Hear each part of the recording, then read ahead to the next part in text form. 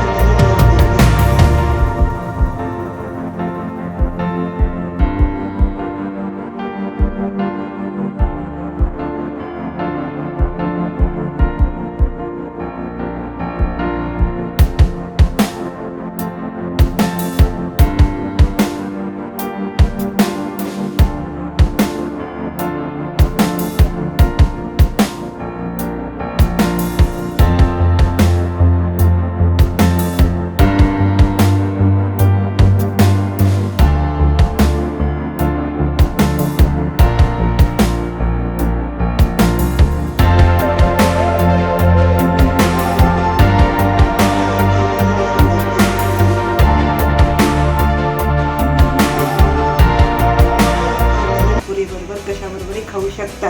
घरातल्या कमी साहित्यात आणि चवदार असा हा पदार्थ। अशाच नवनवीन रेसिपीसाठी बघत रहा माझं चॅनल अंगत पंगत। नमस्कार।